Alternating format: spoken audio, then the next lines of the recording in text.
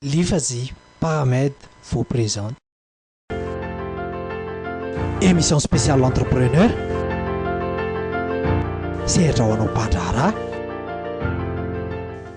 Mbola manantitra ny arahaba ho antsika rehetra mpijery sy mpanaraka amin'ny fahitalavitra Matv amin'ny alalan'izao fandarana sehatra ho anao mpandraharaha izao. Manana vahiny manokana isika amin'ity anio ity. Maromaro no vahiny anatin'izao fandarana sehatra ho anao mpandraharaha amin'ity alakamisy anio ity. Voalohany dia ny filoha nasionaly ny Hafari Malagasy hitantsika ampovoany ao. Ny manaraka azy dia ny Andriamatoa Joël Raveloamisy. Izy dia mpampianatra ny fampandrosoana sy ny nenevon'ny fiarahamonina izay ao amin'ny University any États-Unis, izay miaraka amin'ny mpianatra vitsivitsy miaraka aminy manao fanadihadiana fikarohana momba an'izay fianarana izay eto Madagasikara. Eo ihany koa Andriamatoa Rakotorova Rabetsara, izy koa ny filoha nasionalin'ny miarin'ny zomim-panjifa izay vahintsika koa amin'ity anio ity.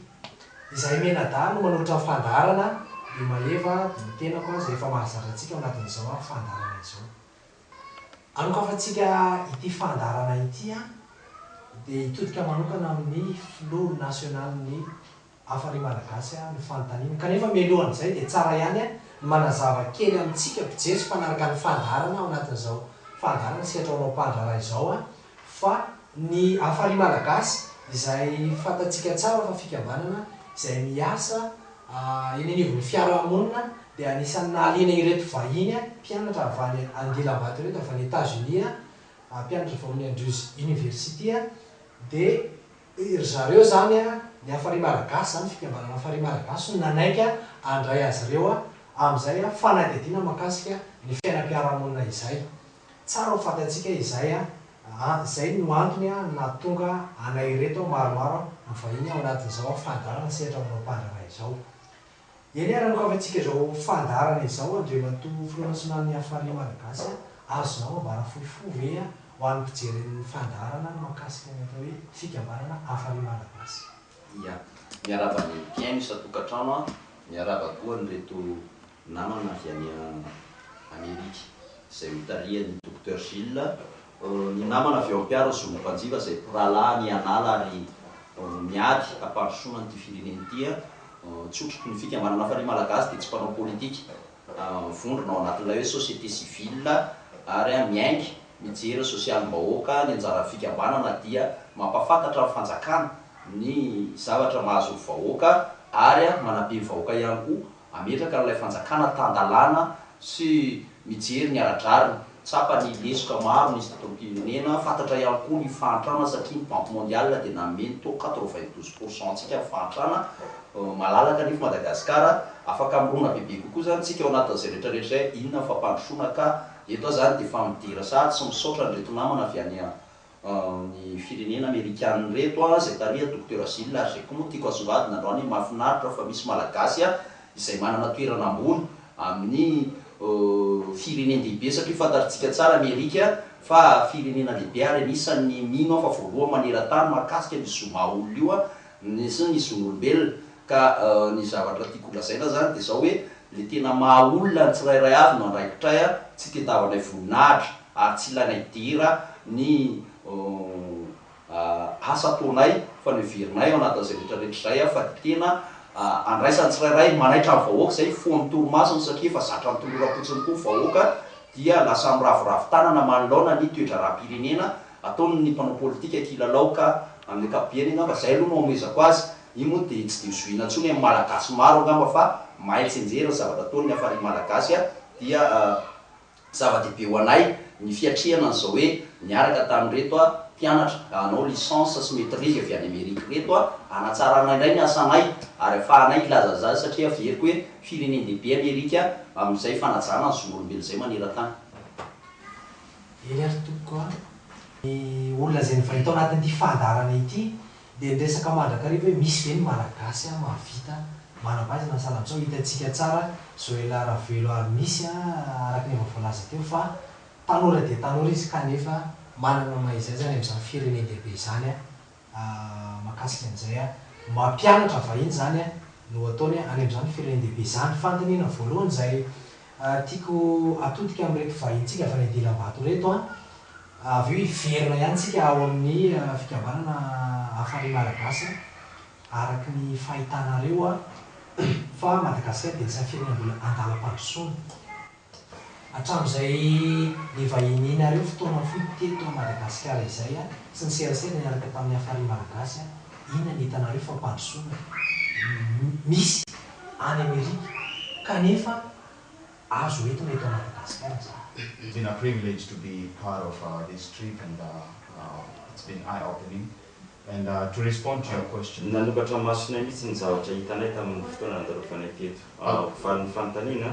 I'd like to begin by saying that first of all, I think it's been great to see that Madagascar, through the political instability they've gone through, they've held peace. Tiako ny andomboka amin'ny fanamariana anakay hoe na dia teo aza zany ilay crise politique teto Madagasikara dia hitanay fa misy ihany koa zany fizorana ho amin'ny fisian'ny filaminana lamina politique. And I think that's the first thing that a country needs to be stable. So ka everiko hoe zay ny zavatra voalohany indrindra ny firenena anakay mila manana zay fahatomombanana izay. some of the things that I think will be more helpful or can be of assistance is the educational system. Ka ny zavatra faharoa everiko hoe tsara zay ampiarina any États-Unis zay azo filatentsika dia ny lafin'ny fanabeaza. Because knowledge is power to everyone. Satria ny fahalalana no ananana fahefana. And the next thing I think that would be very helpful, at least what I see, faharoa koa zavatra everiko hoe tena ilaina is that the number one rule of law is everybody's basic rights to be respected. dia ny fisiny zay atrina hoe fanjakana tsara tantara dia ny fanarahana lalàna tsy misy olona ambony lalàna.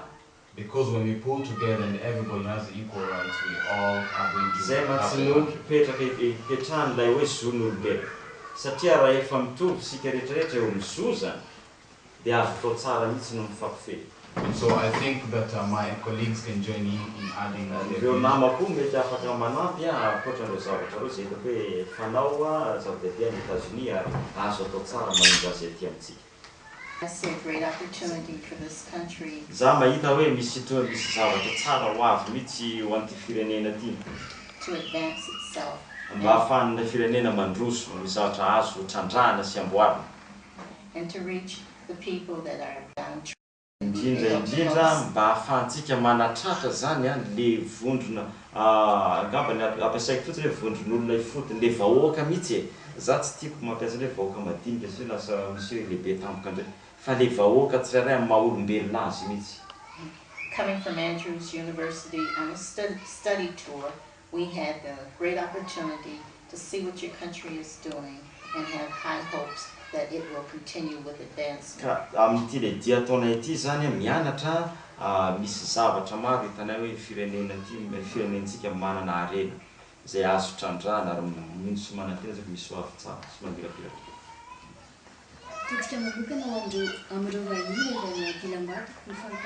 A question for all of you guys.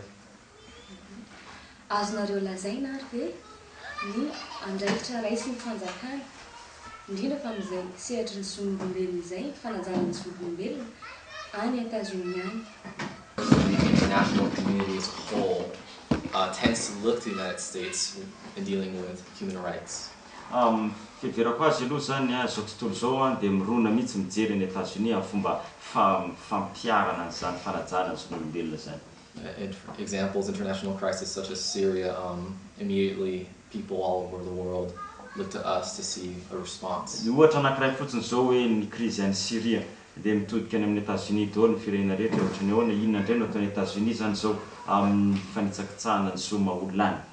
The United States is not the only nation that respects or finds value in basic human rights for their citizens. Tsy États-Unis tsy hoe izy rery akory ny firenena zay izy ihany firenena manaja ny zo ny olo-pirenena ho aminy fa misy ihany koa ny hafa. I think that most nations should and do ultimately consider their citizens, but for undeveloped countries it might be a little bit more difficult to establish such infrastructure. Verako azy zany firenena rehetra tokony hijery hoe amin'ny zavatra mampiavaka ny firenena io inona ny fomba azo atao hanajana zoniny tsirairay avy. Mety sarotra angamba zay amin'ny tany andalam-pandrosoana kanefa ilaina le izy. I think the first thing is that everybody is recognized as a human being. Voalohany zany fomba anatanterahany zareo azy ny fanjakana amerikana dia zao: ny olona tsirairay avy dia ekena fa olombelona manana zo sy hasina. Regardless of where you are born, whether in the hospital or na avy aiza na taiza ny toerana naterahanao na ny fiavianao dia ekena fa olombelona ianao aloha. Everybody needs to be given a birth certificate or an identification. Ny olona tsirairay avy dia mila manana kopia mpiterahana. Faharoa mila manana fanamarinana ny maha-olo-pirenena azy. Aty amintsika moa zany karapanondro. And the reason of this is because when we know our people, we will know their needs and how to meet their needs. Ny antony rehefa fantatsika ny olontsika, ny mponina ao amintsika, dia mandeha ho azy manaraka an'izay ny fahafantarana ny zavatra ilaina. The second point is that education for all. Ny faharoa koa ahitana ny fanajana ny zon'olombelona dia le hoe fanabeazana ho an'ny olo-pirenena tsirairay avy. So every parent is required to see that their children dia ny ray aman-dreny tsirairay avy zany dia takina mba hampiditra ny zanany any an-tsekoly. And they're given a choice if they want to take them to a public school, a private school, or even homeschool them. Dia miaraka amin'io ndray zany fahafahana mifidy na misafidy ny toerana zay tiana ampianarana ny ankizy na any amin'ny sehatra tsy miankina na amin'ny sekolim-panjakana na koa misy lehilahy anankiray mianatra avy ao an-trano. I was just going to say that in the US we have many social programs, even non-governmental social programs. Zavatra fanampiny koa azoko ambara any États-Unis be dia be ny programa zay tsy voatery ny gouvernemanta no mamorona vola azy lafiny sosialy fa sehatra tsy miankina na olo-pirenena tsirairay. So I think programs like Hafari are really good for the people because they're helping them out and the government can't do everything. Dia ohatra zao ny fihetsiketsehana zay ataony ny asa ataony Hafari ho ampiko zany zareo atao amin'ny zon'ny mpanjifa koa dia tena zava-dehibe ho an'ny vahoaka satria ny fanjakana anie tsy afaka hanao ny zavatra rehetra. And that helps people feel humanized. Dia ny fandraisana anjara zareo aty amin'ny vondrom-pirenena dia manampy ary tokony hanampy ny vahoaka handroso ary hatsapany koa hoe tena olombelona zahay. I think ultimately, to conclude the question, the United States recognizes that when they invest in their people, in turn, people invest in them as well. Dia ny afeny zany le fantahina napetraka mahefa teo hoe raha ohatra zany ny any États-Unis dia zao fijeriny azy rehefa ny fanjakana no mikarakara mivantana le olona. Raha ohatra zany izy hoe resaka fampiasam-bola dia hoe investissement mikarakara mihitsy manokana ny vola ny loharano rehetrarehetra amin'ny vahoaka dia mandeha ho azy le vahoaka mamerina an'izay. Any zany ny fototra ny États-Unis karakarao le vahoaka dia le vahoaka mamerina.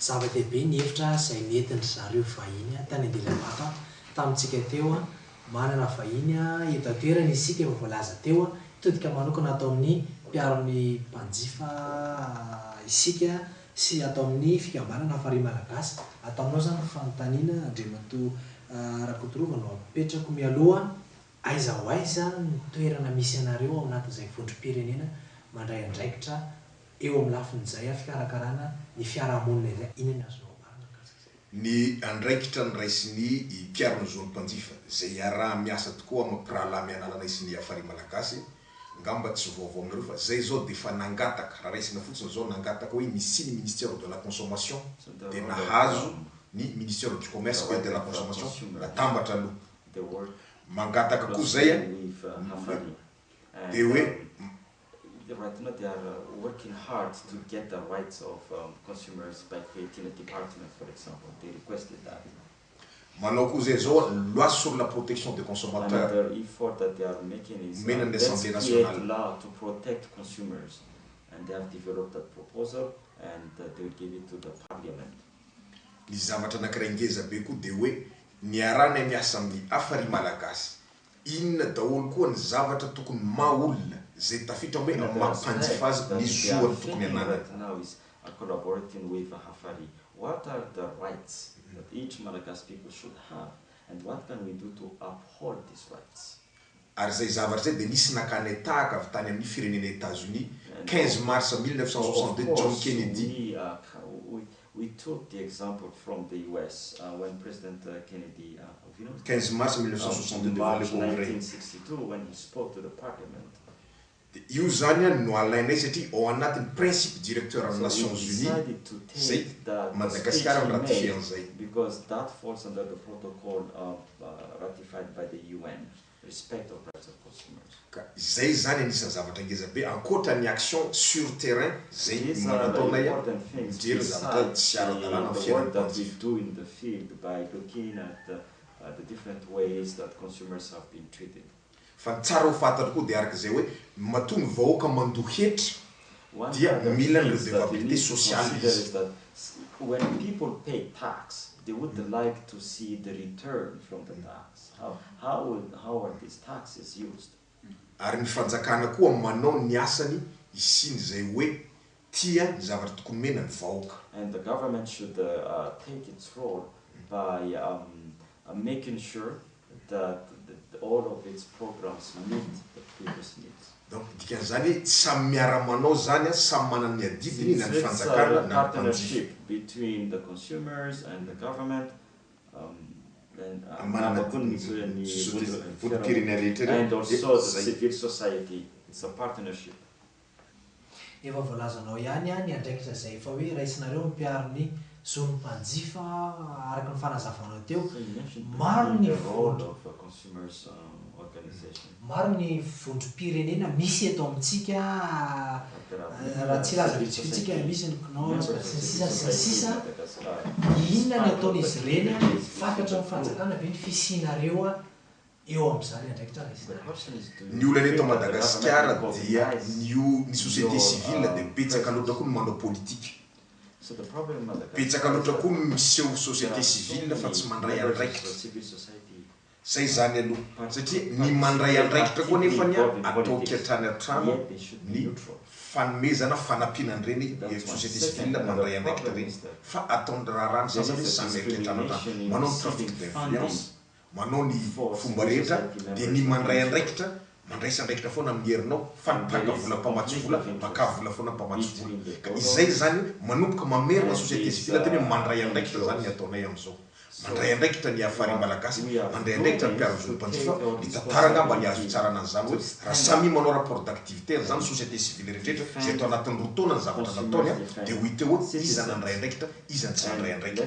Zay aloha dia mahasamy teny fa manomboka amin'ny haino fanjakana matoa fa mitodika ananome ny ministera, manomboka amin'ny haino fanjakana matoa mitodika amin'ny teny hoe jereo ny fomba ny fanjifana, jereo ny resaka sosialim-bahoaka manomboka efa mihaino izy fa anentanana koa ny rehetrarehetra mba handray andraikitra satria sofianatra.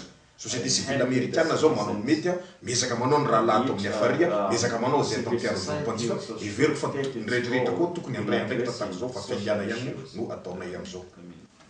Todika manokana atao amin'ny fikambanana Hafari malagasy ny amin'ny fanontaniana manaraka araka ny fijerinareo zay moa nidina akaika nanao fanadihadiana zay hitantsika ao anatin'ny fandaharana rehefa aveo misy fiatraika amin'ny ve ny reny famatsim-bola sy fanampiana be da be avy any ivelany ireny teo amin'izay asa eny amin'ny vondron'ilay fotony zay raha ny Hafari malagasy. Ny aza zany raisiko hoe 92% ny taux amin'ny fantrana men'ny Banque mondiale Madagascar. Raha jerena ihany koa nefa ny vola zay natobaky ny communauté internationale teto Madagasikara dia vola be tsy tokony foroany. Eto zany aloha vahoaka mahandro amiko fijeriko azy. Fa ny mpitondra sy ny fianakaviana eto Madagasikara misy ny 4x4 na fiara lafo vidy indrindra reo arena tsy hitanao dia eto zany mila tena jerena misy masivana apetraka ny communauté internationale hoe atraiza marina no afahantsika mametraka an'izay resaka famatsim-bola zay. Raha jery zao tsika dia zavatra ivelany an-trano no hita tamin'ny resaka fampandrosoana ary tsy misy miparticipa amin'ny vahoaka. Matetika zany logo sisa nafatarana hoe namatsy vola firenena zao na namatsy vola firenena zao fa tsy mandeha le fitantanana mangarahara. Ka eo le zavatra mipetraka raha mbola mipetraka amin'ny trafic d'influence na lay hoe fahalalana olona atsiro amin'ny famatsim-bola io, raha mbola mipetraka ny kolikoly anatin'ny famatsim-bola, raha mbola mipetraka ny fiatrano-trano araka voalaza ny namana lita teo amin'ny RNDC mbola tsy afaka andrositsika ratsy ny vahoaka tsirairay avy no mandray andraikitra vahoaka tsirairay avy ny tena matsapa fa misy mifamatsimbolo io a misy mifanampiana io ka zazany tonga de anitsy communauté internationale hoe ovay fomba fitondranareo eto Madagasikara de ataovy tsara fanadiadiana apetrakareo alohan'ny ametrahanareo le famatsimbola de jereo zay tena olona manao action fa tsy mety tsolo ny maritsivana apetraka amreo a famatsimbola eto Madagasikara. Émission spéciale l'entrepreneur. Sehatra ho anao mpandraharaha. Aza mieritreritrynareo hoe ho vitako rery na ho vitanay staff rery a na ho vitan'ny olona anankiray na zato ny fampandrosoana ary ny fandraisana andraikitra ho atsiboka avetrany aminareo ny fitenenana ary ho teneniko anareo mazava fa isika rehetra dia samy tompona andraikitra feno ao anatin'ny projet Exode urbain. Tiako taritanandresaka ty ampiandohana dia tsotra mihitsy hoe samy manana ny traikefa ny lalovantsika isika teo Fiarahamonina nisy antsika. Samy manana ny lalana hitantsika isika hoe mampelika. Ka ny zavatra hoampitaina ao anatin'izay rehetra izay dia izao hoe tompona andraikitra isika rehetra mampiroborobo ny projet io. Ny tena maharisika anay a miaraka amin'ny manao an'le Exode urbain miaraka ny Hafari malagasy dia tsotra fotsiny ihany tenenanay. Voalohany indrindra dia miahany social-mbahoaka izy ary tena hitanay tena mitsindro vahoaka tsy izy amin'ny zavatra rehetra ao ataony eo amindrindra zany fa manarany vahoaka ao anatin'ny fahantrana. Mariana tsara fa tena hosoratana amin'ny reto mpikambany reto izay tany hozaraina aminy soratana ara-dalàna. Ny dikan'izany zany a azo antoka sahady a na tanora ianao na mbola tsy manambady ianao na efa manatokantrano ianao afaka mandray anjara ianao a miditra ato anaty fikambanana dia mandray mifandraisana anjara iarahany rehetra dia azonao antoka no avinao a manana tany a iateherana ianao. Zavatra lehibe zao zavatra ohatry tsy ronono atavy tsony a fa tena hita zany fa tena arakasa tanteraka tokoa ny ataony ezaka ataon'le fitondrana Hafari malagasy ka noho izany hita mivainga zao atsika malagasy rehetra dia mba tokony ezaka kosa zany tsika fa tsy dia hiandry fangatahana fanampiana lavo zao a fa mba hiezaka kosa amin'izay a amin'izay fivelomana sy ny fiaina rehetra tokony ho aroborobo ao anatin'izay. Eto moa zany zahay e mahakasika ny olonanareo teto amin'ity nisy endriny mpiara-miasa sy mpanohana anay a nanome zavatra ho atolotra amin'ny anarany Hafari malagasy izy koa tsy papaika anay mpikambana ahafahanay nanampy anareo miaraka amin'ny mpiaro ny zon'ny mpanjifa dia nanolotra an'ireo fitaovan'ireo izay. Sotranareo a amin'ny Hafari dia ao amin'ny zon'ny mpanjifa zany zahay mpampianatra satria tsy misy ny fanomezanareo amin'izao a dia sahirana ihany zany izay mpampianatra sotra betsaka tokoa. Émission spéciale l'entrepreneur. Sehatra ho anao mpandraharaha.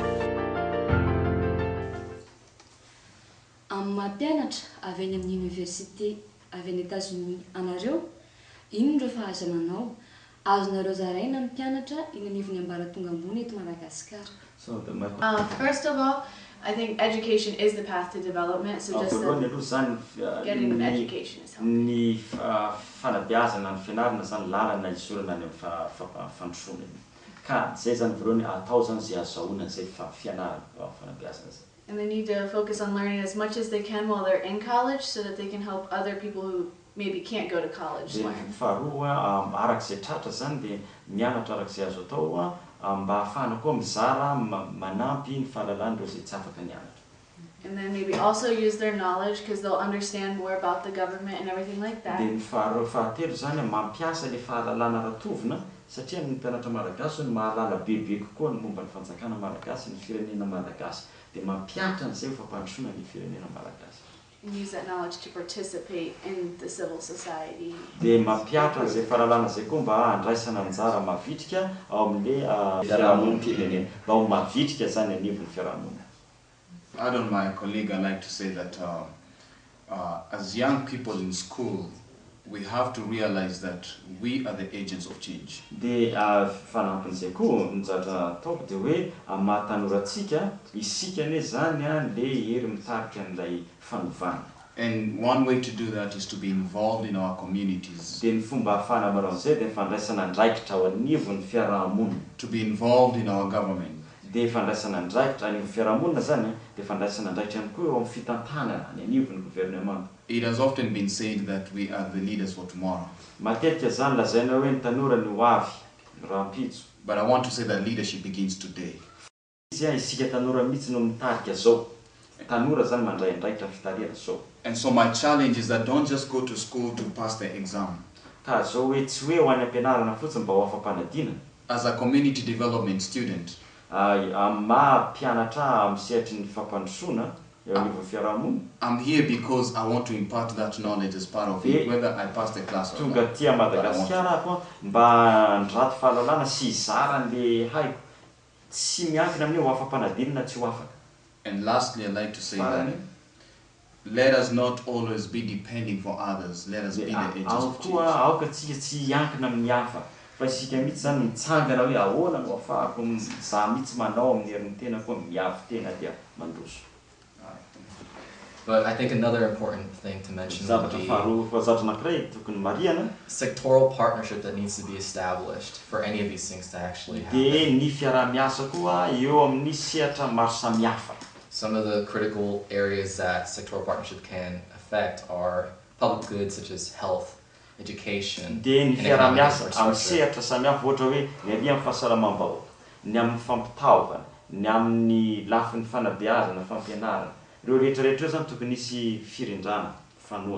As has already been mentioned, collaborative efforts are one of the biggest ways that any of these things can actually come to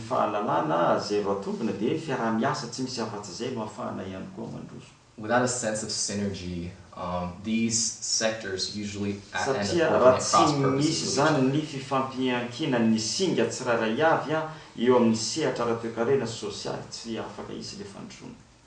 As long as we work together, all the sectors, communities, civil society,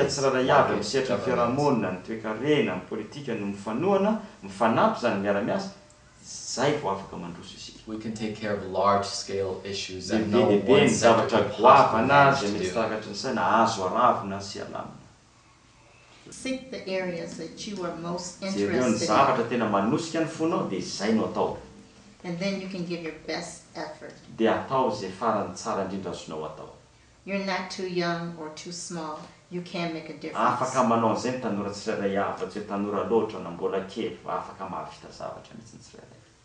Niasa no mariako hoe fenzy rehetra dia hoe za zany nianatra teto Madagasikara nivoaka teny Ankatso.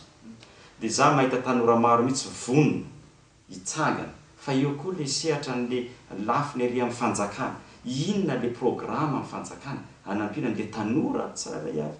Inona zany ny zavatra fitaovana io na famatsiana raboly io na fanampahalalana io.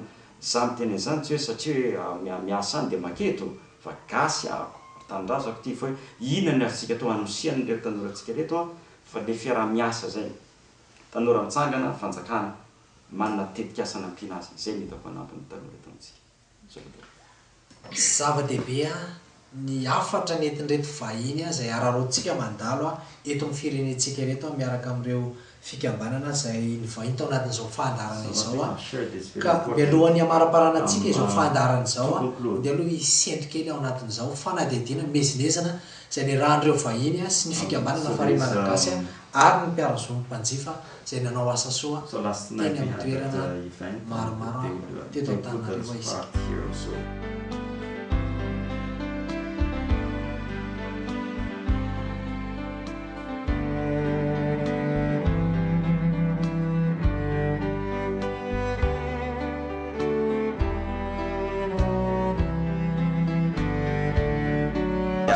Sakina ndraiky mpianatra reto sy ny Hafari-Malagasy moa zany nanaovana azy participation tena tsotra dia misy mofo sy TKO tokony rahantsika mihinana.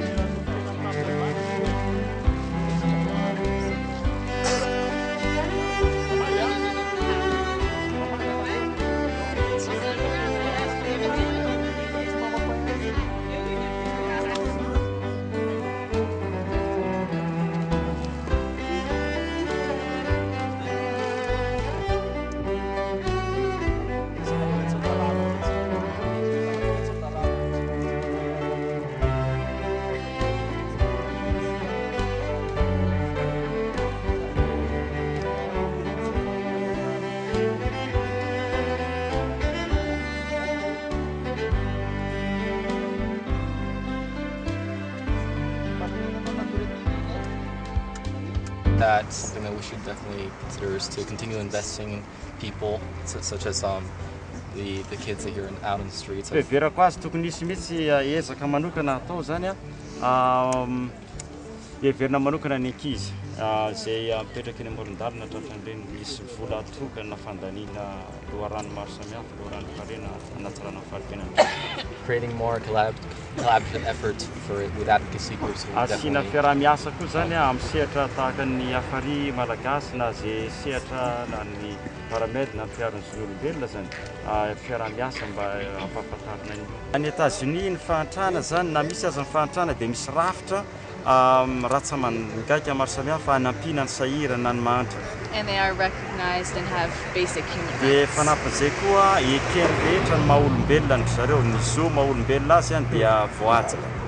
No, from what they were saying, it doesn't. They're not included in the census. Miainga avy amin'ny hitanay zany androany alina sy nilazain'ireo olona zay nirantsika nahita teo tsy manana an'izay le na le zo maha-olombelona aza tsy voatsy. Vivez les nouveautés avec Coiffure du Monde. Extension des cheveux, arrivage des mèches d'extension 12 pouces à 20 pouces et de volume plus de qualité. 100% human hair. IFAJ vous propose des formations professionnelles en industriel, génie civil, tertiaire, informatique, paramédical, agro. Pour tout contact, 032 40 736 51. Émission spéciale l'entrepreneur. Sehatra ho anao mpandraharaha ao anatin'izao tapany faran'izao ho an'ny vahintsika ararotsika mandrakariva ny ananantsika ireto vahiny izay mivahiny ao anatin'izao fandarana sehatra ho anao mpandraharaha zao anisan'ny zava-dehibe ny lafiny famorona asa arivon'izao fandarana izao ka mitodika amin'reto vahiny reto mandrakarivantsika amin'izay lafiny fanontaniana izay misy ve afatra manokana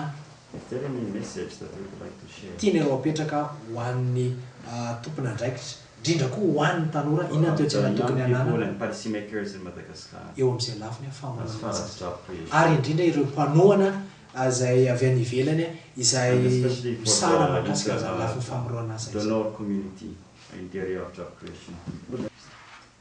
I am impressed by what I have seen so far. Nahagagalo ny zavatra hitako hatramin'izao. And the Madagascar people are brilliant people with great ideas. And I think that the more good ideas that you bring together to the table can create jobs right here in Madagascar. I agree with my colleague. I think that in regards to development, youth development and job creation specifically for youth is critical. So I think that, giving the youth an opportunity to establish a foundation of work integrity.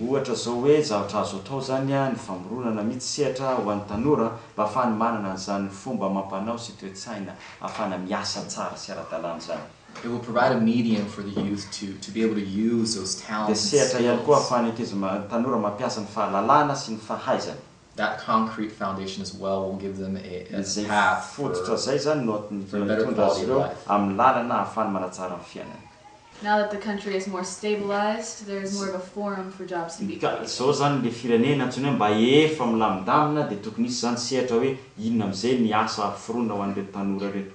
And people should also focus on getting a degree that will be able to be used in the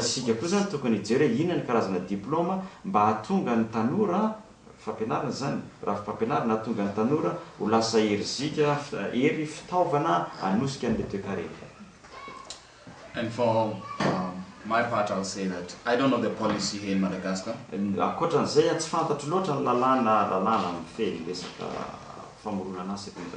But I will encourage a policy that says that a certain percentage of youth should be involved in every sector of the And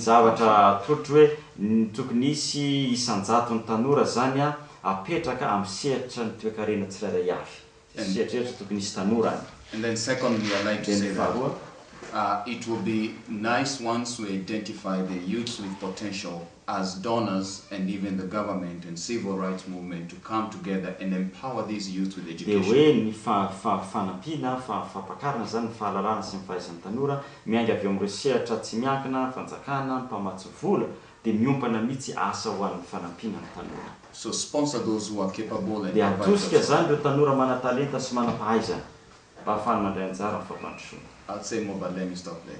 Ny zavatra vitsivitsy zany ohatra hoe hitako hoe azo atao tsara hitako amin'ny zavatra misy any États-Unis. Voalohany aloha ilay sehatra mihitsy fanampina an'ilay tanora ho mahira-tsaina malala-tsaina. Tanorantsika mahay maro mihitsy fa movy atsika zany manana fomba ahafahana manosika azy ireo dia sehatra hoe ity le fahalalany dia afaka miainga izy. Mifandray amin'izay zany zao le banky ny fampandrosoana sy ny fampiasam-bola. Dia misy ve io banky raha tsisy io banky io inona manakana antsika zany hijery andao foronina le izy mety ozy tsika mora resana zany fa io any miainga miresaka ny zavatra rehetra dia fahavononany dia manarak'izay ny fahafahan'ny tanora mindram-bola zao findramam-bola tena tantara tsy mana-tsahana any ampitan-dranomasina any États-Unis tena amoraina ny fahafahan'ny tanora mindram-bola fa tohanana koa zany zareo asiana ny fanohanana fanampiana azy. Dia ny fahaefatra farany sehatra ny vehivavy le miralenta be dia be ny vehivavy zany miralenta eto amintsika maro ny vehivavy manam-pahalalana tanora apetraka koa zay miralenta zay ahafahana sehatra hoe atony ny fanampiana amin'ny ara-bola fahalalana ho an'ny vehivavy mba afaka mitraka koa zany reo. Fa za mahita ny tanora malagasy afaka tafavoaka fa mila le ry amin'ny fanjakana sehatra tsy miankina ny mpamatsy vola mila jerena sy tairina hoe ahoana ny anosena an'ireo tanora reo mba ho tafavoaka zareo fahalalana sy ny famoronana asa zay ataony farany fanjakana koa manokatra lalana amoraina zay famoronana asa ho an'ny tanora zay. Saotra tompoko. Inona fa tafitany amintsika mpijery mpanaraka tsy tapaka ny fandarana sehatra anao mpandrara ny FDIB izay nolazainy vahintsika izay isaorana manokana anio. Isaorana ireo mpianatra izay taritiny Andriamatoa Joël Ravelo Arimisy, mpianatra avy amin'ny Université Andrews. Isaorana ihany koa Andriamatoa Rakotolova Rabetsara izay solitena ny mpiaro ny zoron'ny mpanjifa, Andriamatoa Filoha National Mahafary Malagasy, Andriamatoa Rafanomezatsoa Jean Nirina.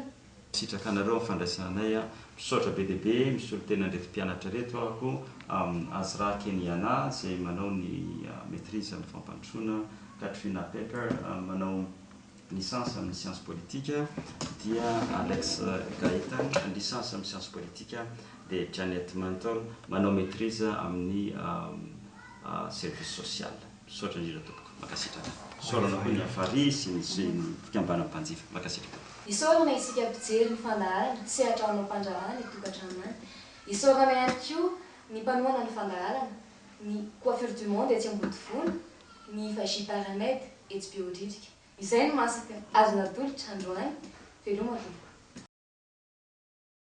Vivez les nouveautés avec Coiffure du Monde. Extension des cheveux, arrivage des mèches d'extension 12 pouces à 20 pouces et de volume plus de qualité. 100% human hair. FAJ vous propose des formations professionnelles en industriel, génie civil, tertiaire, informatique, paramédical, agro. Pour tout contact, 032 40 736 51.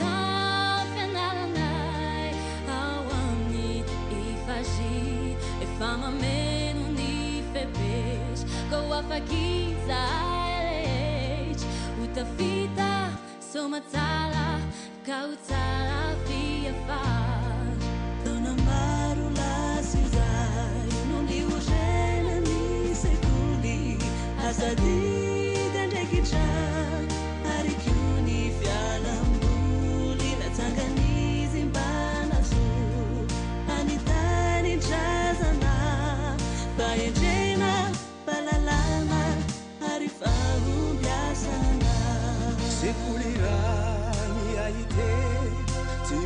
miankina amin'ny fanjaka nefa kosa tadidio fa manaji ireo lala sekulira mendrika tsy mitatra mivoatra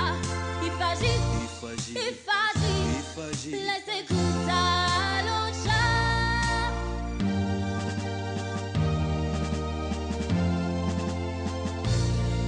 ny olombanona io no tanjona kendre anatsara fiainana anasony firene azo antokany hoavy satria sekoly tena tsara ampiadana ampilamina ireo zanaka mampa sekolira miaite tsy miankina amin'ny fanjaka nefa kosa tadidio fa manaji ireo lala sekuliray mendrika ty mitatra mivoatra ifagy lay sekoly tsara loatra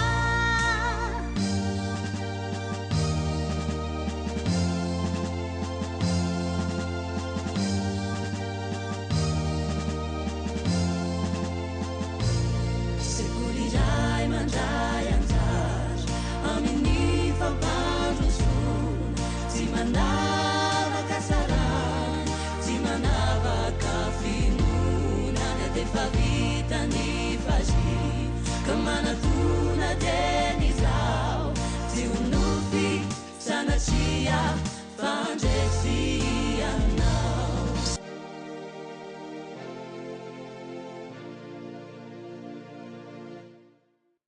Nid'Entrepreneur, acteur d'aujourd'hui, partenaire de demain. Développons ensemble nos entreprises.